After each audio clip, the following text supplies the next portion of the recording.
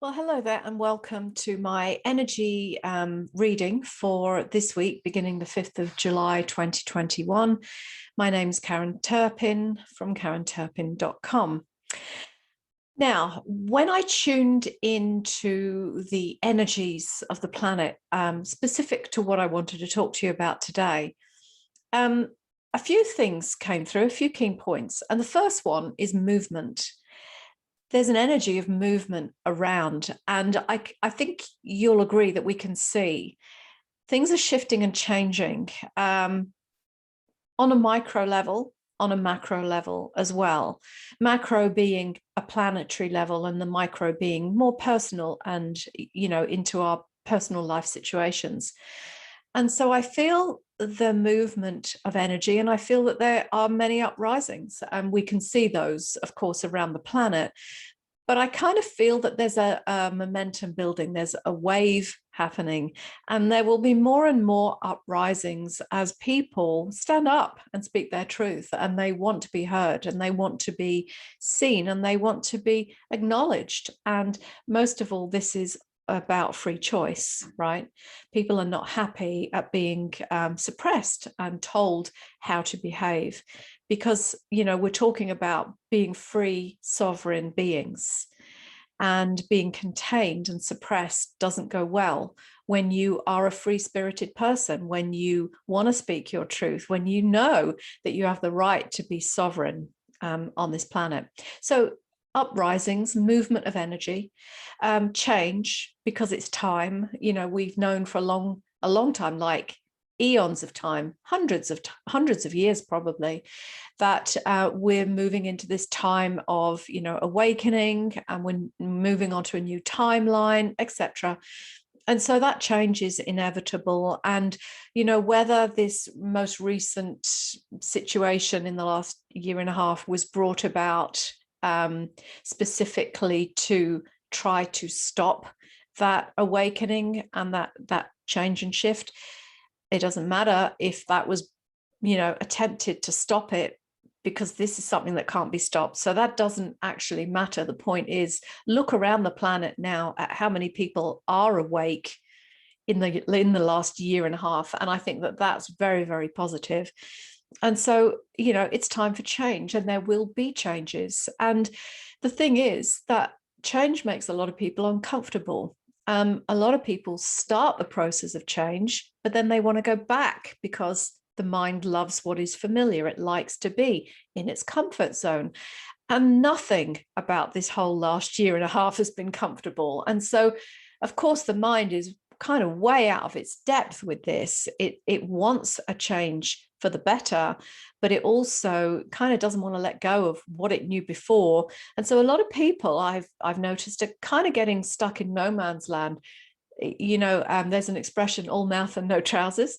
So they are very vocal about this, that, and the other, but will they stand up and be counted? Maybe not, because that doesn't feel safe either. And so we want this change. We want to move forward. We don't know what we're moving forward to yet. And so the mind again says, well, let's go back to normal. There's no going back. It's kind of like the bridges are burned. There's only one way now, and that's forwards. And it's wise to remember that we are the creators, and that when we stand together with the collective energy, we can create the future that we want, the future here on earth that we want it to be, as opposed to what some other powers want it to be. But the point is, we have to come together. And in current times, because people literally are all over the place in their head, they don't know what they're standing up for, and they want to go back to their comfort zone. And when they do stand up for something, they're judged and, criticized by other people. So they kind of back down a little bit. You can see it's like a process of mental fragmentation. And then that proves that this is all a psychological war, in a sense. When I'm not saying I'm an expert by any means, but, I've studied the mind to a fair degree. And I'm a hypnotherapist, and I kind of understand the levels of consciousness, subconscious mind, and how we hold our beliefs, and the reptilian brain and how it wants to stay safe. And I kind of have an understanding of that. And so with that bit of understanding that I have, I can see that people's minds are literally fragmented, and that's quite a scary place to be. A lot of what people are expressing these days, not so long ago, they would have been locked up for this. People would have said that they're, I don't know, bipolar or schizophrenic or whatever it is. But you see, we're moving into this particular energetic time frame where everything has to be dismantled from the old way in order that we can move into the new. You can't build a beautiful new building or parkland even until you've cleared the rubble of the old building away. And if it's a toxic wasteland of stuff, then you've got to move all of that away before and clear the soil before you can start planting and build anew. And we're kind of in that space at the moment, ripping down the old ways, creating new ways, and yet somebody's coming along and trying to tell us how it should be so that they get the upper hand and gain control, which is basically them trying to move from the control they had in the lower timeline, lower, higher, whatever. But in the old timeline, they had control, and they know that we are collectively moving into a new timeline, and they want control of that one as well. But, you know, that's a bit like the bully in the playground. And thankfully, there's enough of us awake to see through that shenanigans now. So therefore, here's the change, right? We're moving through. This is a power game by them. And, you know, they don't like the idea that they're going to lose. And the point is they already have, but they just don't know it yet, because there's always a kind of time lag between what's created in the quantum field and before it lands here. And so our job is to stay clear and positive towards what we're aiming to create together. So definitely it's a battle for your consciousness, more important than ever to take control of your mind, to know yourself. Spiritual teachers have been saying that for many years, know thyself. Personally, I think meditation is the best way to do that, to actually sit quietly with yourself. You could sit in silence. If you don't want to meditate, just sit in silence. Just sit down still and turn everything off and just have a quiet space and allow the process of, you know, the contents of your own mind to come up, to reveal, to be seen. Journaling is another way that you can do this. There is a way of journaling specifically that gets you deeper and deeper into, you know, what's coming to be expressed through you. But all of this really is just about giving time to yourself to actually be present with your thoughts and with your feelings, and more particularly with your own fears that come up. When your mind feels safe, it will begin to bring up your subconscious or unconscious fears. And I believe that it's those fears that are stopping people going all out to create this new timeline. Because, as I said, the mind loves to feel safe. The reptilian mind wants to feel safe. When it sees something coming along to shake up its status quo, it will go back into fight and flight or even freeze. And, you know, there's all sorts of variations of this going on around you now. You'll see that in the people around you, but also be aware of where you sit with it.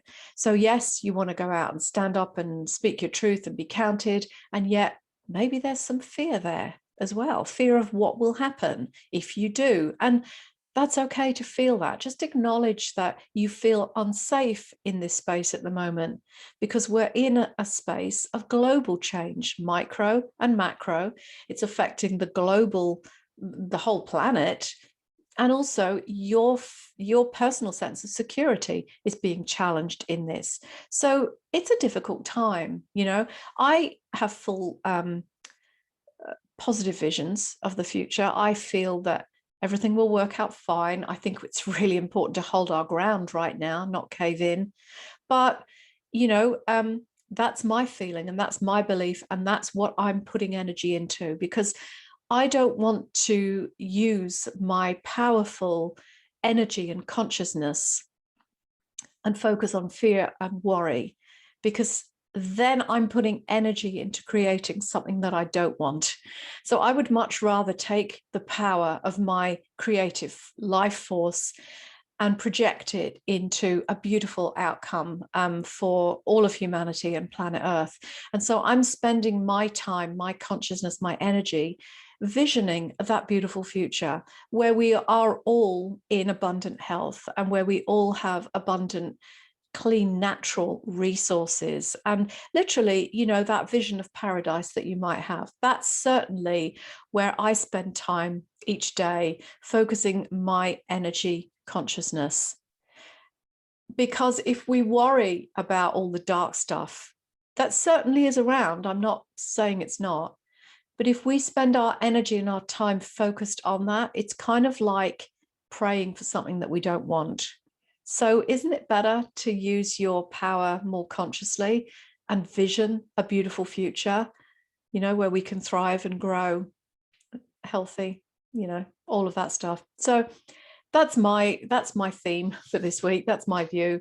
And so I would encourage you to use the power of your mind, your creative consciousness on visioning, feeling, and, you know, projecting your energy forward into a beautiful outcome that you would love to experience with your family and loved ones. So I'll leave you with that right now. Of course, if you'd like to connect with me, you can find me on social media all over the place, Karen Turpin, Spiritual Coach. Come and join my Facebook group, Source Light Connection, and find my website, karenturpin.com. And please send me any DMs or any questions or any comments that you'd like to share, because I really do love to hear from all of you. And I love the connection as well, of how we come together and share our experiences and our thoughts, because that's how we build a beautiful, conscious community. So until next week, have a great week, and I'll talk to you soon. Bye-bye.